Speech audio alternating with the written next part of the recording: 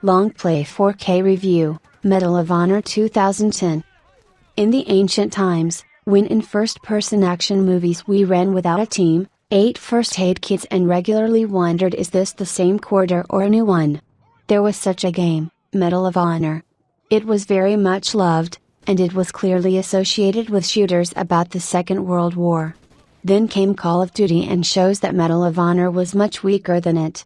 Next came several years of competition and the unequivocal victory of Call of Duty, solidified by 2 control shots, Modern Warfare 1-2. Medal of Honor, as they say on the internet, merged. In 2007, a weak Airborne came out, which the Call of Duty creators didn't even take seriously.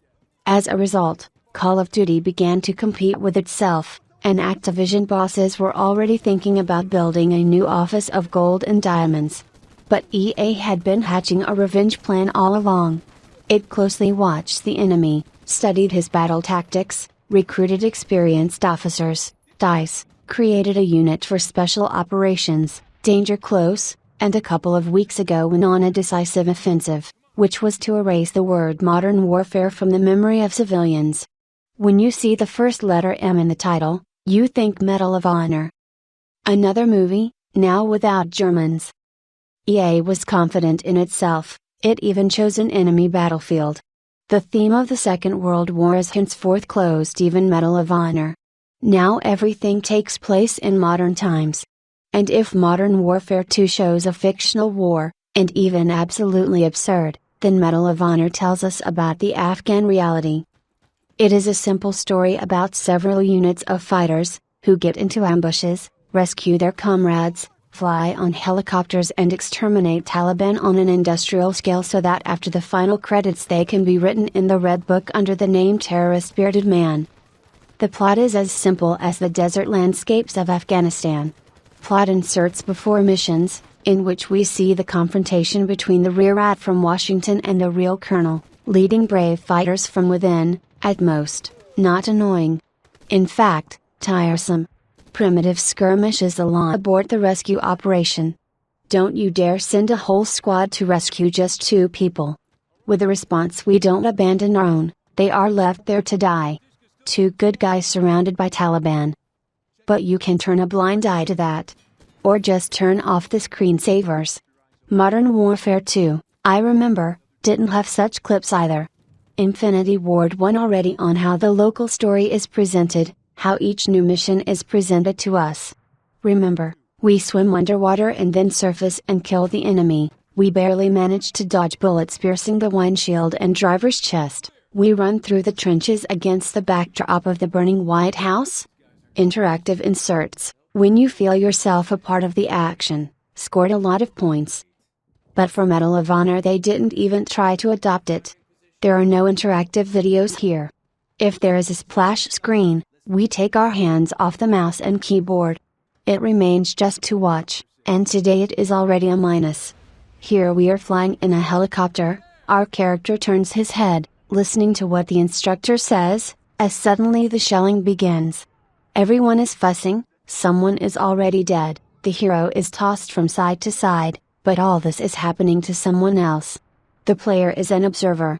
Although remember the first part of Call of Duty, when we are sailing on boats to Stalingrad.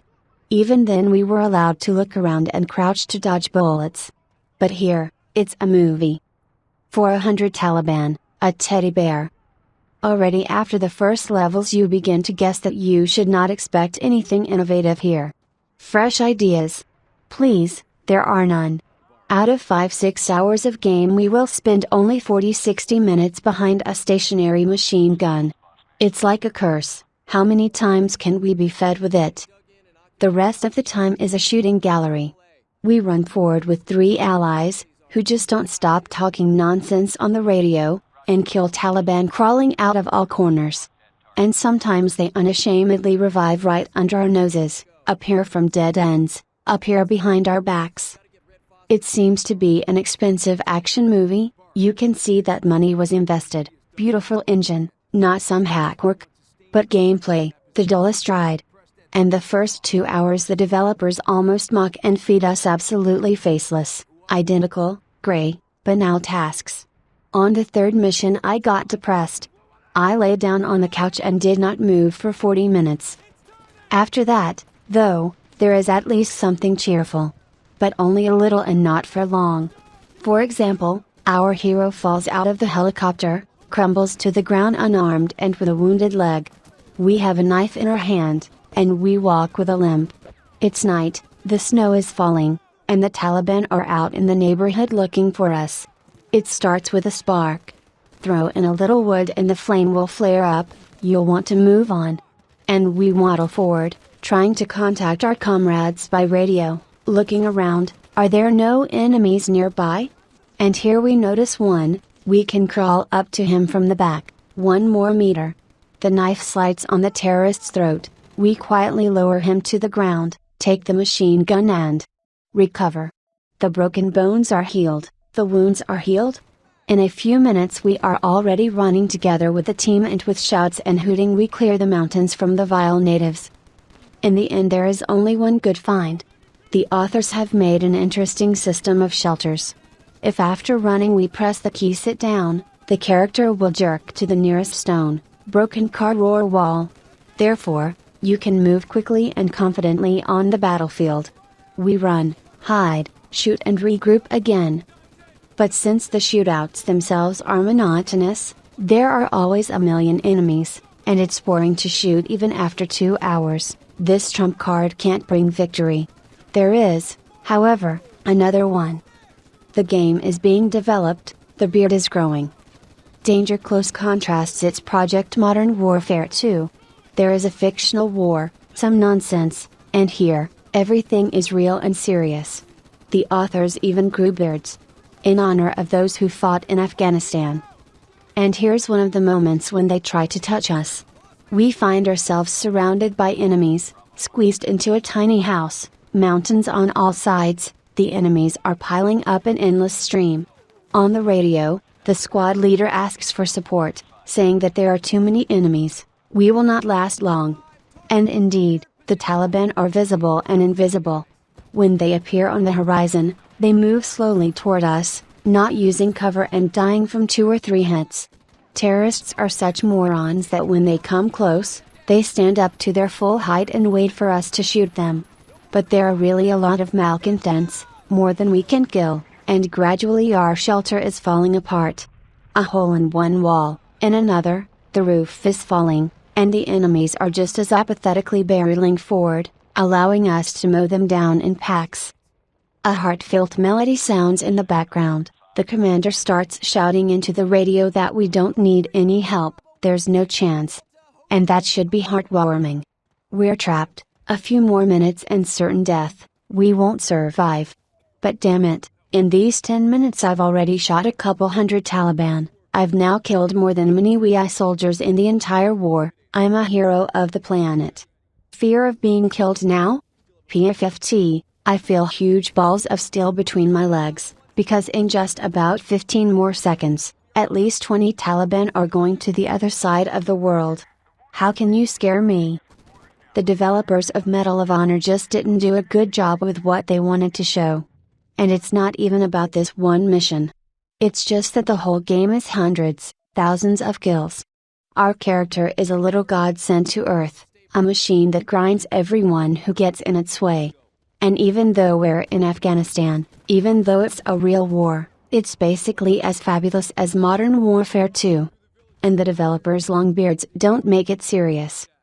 Fighting with your own kind. Another company was responsible for the network mode. EA invited Bad Company 2 creators for Medal of Honor multiplayer.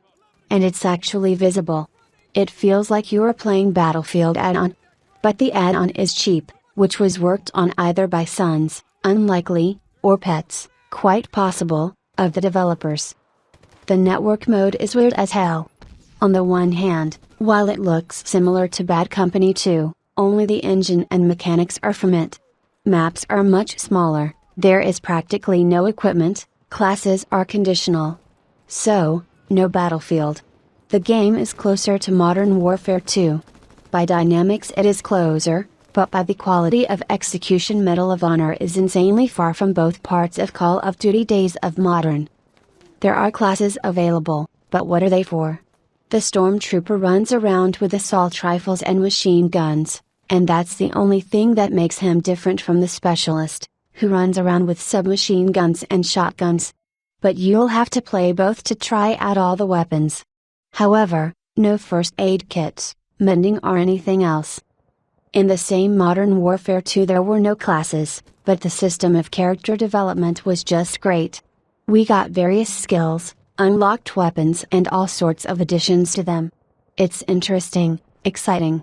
In Medal of Honor, everything is meager and mediocre. And the modes are quite poor.